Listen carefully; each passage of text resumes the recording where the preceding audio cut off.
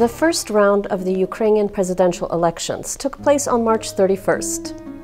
The process was democratic, and the results were somewhat unexpected. The incumbent president of Ukraine, Petro Poroshenko, made it into the second round. But also, a political unknown, Volodymyr Zelensky, made it into the second round as well. Zelensky is a popular entertainer who clearly has captured public fascination. Today, in order to help us make sense of the unfolding events in Ukraine, I discussed the Ukrainian elections with Paul Grod, president of the Ukrainian World Congress and immediate past president of the Ukrainian Canadian Congress. Hi, Paul, welcome. Thank you very much. Pleasure to be here. So, the first round of elections in Ukraine have taken place, and they have set the stage for an epic battle between the younger generation and the old guard. And this in itself is not a bad thing, but it seems to be signaling a willingness for Ukraine to sit at the table again with the Kremlin. What do you think of this? Do you get that feeling in Ukraine? First off, I wouldn't characterize it as old guard versus new guard. I would say that this is a protest vote. The vote for Zelensky is a vote by the people to say they're not happy with the pace of reform, and they're not happy with the fact that we're still in a state of war. And unfortunately, it's not a vote for, it's a vote against. And I think that it's important to understand the significance of that. The fact that Zelensky has made overtures that he's prepared to sit down and have a discussion with Putin and the Kremlin, I think any sort of new politician would say such things. Quite frankly, it's a bit naive.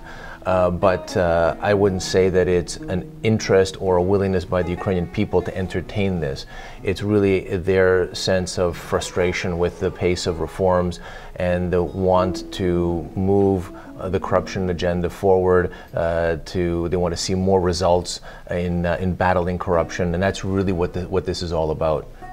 But do you think that now that Poroshenko has met with various public organizations, community organizations, and seems to be willing to cede to certain demands that they're making, do you think that this will make a difference as far as the wider public, how they might vote in the second round? I think it'll be very interesting to see how the second round happens, because there's much speculation. And I think the Ukrainian people, the voters that is, need to understand that they are voting for a president that has responsibility in three major areas. That is defense, national security, and foreign affairs. This is not a vote for who's going to reform the economy. That happens in October, when the parliamentary elections happen.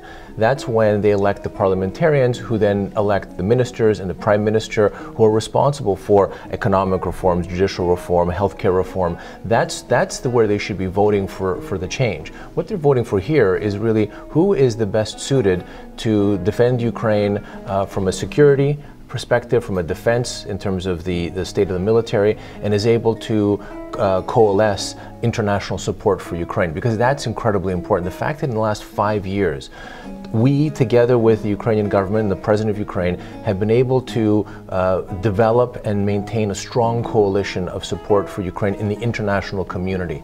And quite frankly, that is not easy to maintain. There's a lot of pressure by countries, many European countries, to do away with the sanctions, because that's hurting them economically. And so maintaining that is incredibly important. It can easily go away, and we should not take that for granted. And that's why we really need to be focused on selecting a president who can do those three things. Look, we've seen in global politics that often it becomes a popularity contest. And in a country that has stability like we have in Canada or many other Western countries, where we have the institutions that maintain the stability of a country, we could risk populist presidents or prime ministers. We could risk, again, the popularity contest, because we know that the institutions are strong enough that they will continue to move the country in the same direction. Ukraine, unfortunately, is still establishing and building those institutions, and a change in leadership does pose challenges.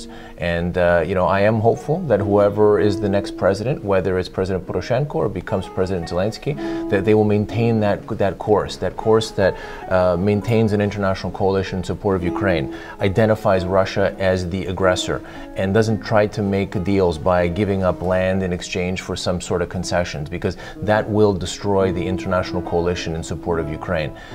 And that they maintain the strong Euro-Atlantic direction that has been established over the last 5 years. The presidential candidates who did not make it into the second round of elections, they're sort of sitting on the sidelines waiting to see what happens.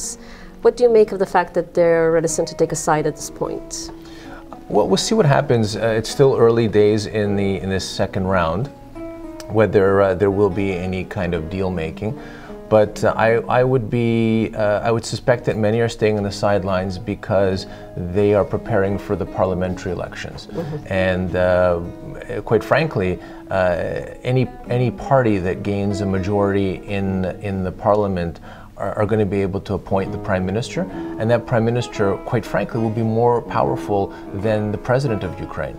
And so they are looking at, many of the politicians are saying, if we can create a strong party in parliament, but by supporting the president, they're in fact undermining their chances to oppose the president in the parliamentary round of elections. So we'll see whether we will get anyone of significance throwing their hat in the ring for Poroshenko or for Zelensky, because they are going to be vying for those seats in parliament in the elections in the fall. Do you think that Yulia Tymoshenko will try to be prime minister? Well, I mean, I don't know. I don't have any insight, but I would be surprised if she wouldn't. You know, she has a strong political presence, a strong organized party in Ukraine, and you know, she's demonstrated her ability to capture seats in parliament. I think that the president has a very strong party in parliament, and we'll see whether any other new parties are created. I know that many of the reformers in parliament are debating whether they stay with the traditional parties and try to reform them from within, or create new parties.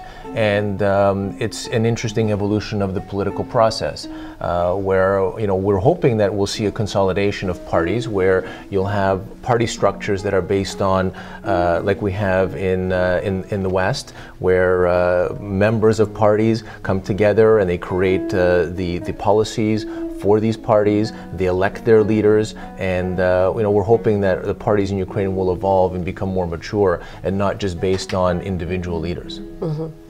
And have you met with Zelensky, or do you plan on meeting with Zelensky? Well, if he becomes the president of Ukraine, absolutely. The Ukrainian World Congress is nonpartisan. We are not endorsing any political leader, any political party, and we're prepared to work with any president of Ukraine to ensure that this president understands, number one, the needs of the Ukrainian diaspora, which is now well over 20 million Ukrainians living abroad, and also to engage the Ukrainian diaspora to help in supporting Ukraine, both from a foreign policy and foreign affairs perspective, but also in contributing to Ukraine's development. So I anticipate we will develop a working relationship with whoever is the president, provided that they maintain the principles that are important to the Ukrainian people and the Ukrainian diaspora. Just switching gears now, with regard to Tomos, there have been some rumblings of discontent with regard to the appointment of Metropolitan Epifani as leader of the Orthodox Church of Ukraine. Recently, I read an open letter of Metropolitan Yosaf of Belgorod and Oboyansk in Russia. He is the he's a metropolitan within the Orthodox Church of Ukraine, and also he was previously within the Ukrainian Orthodox Church of the KU Patriarchate. So I'm wondering what you might think about the timing of this sort of dissension, whether it might have political motivation. Well, first off, the Orthodox Church of Ukraine is a new church, and it's taken arguably the last 2 decades finally for the Orthodox churches of Ukraine to finally come together.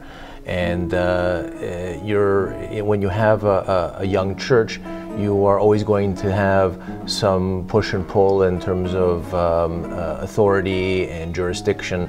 However, we also have to appreciate that it is in the best interests of Moscow to continue to undermine the Orthodox Church of Ukraine.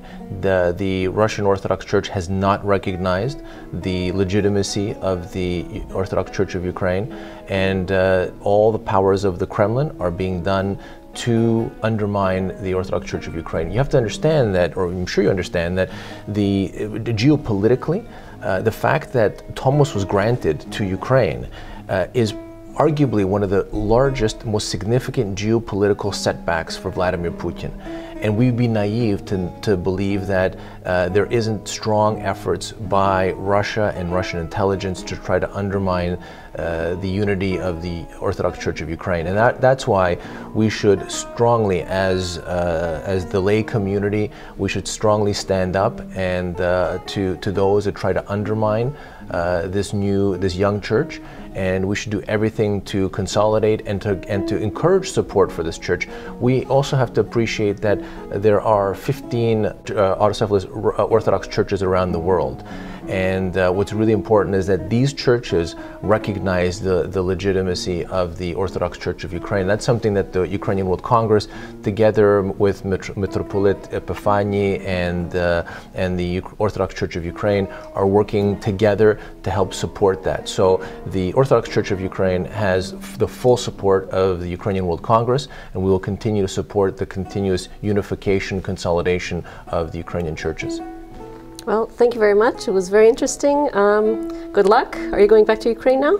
I hope to be there for the inauguration. Wow, great. Yes, and it's very important. We've had the fortune over the last 5 years to establish a very strong working relationship with President Poroshenko, and we anticipate that whether it's President Poroshenko or someone else, whether it's President Zelensky, we would continue to maintain a strong working relationship for the benefit of Ukraine and its people.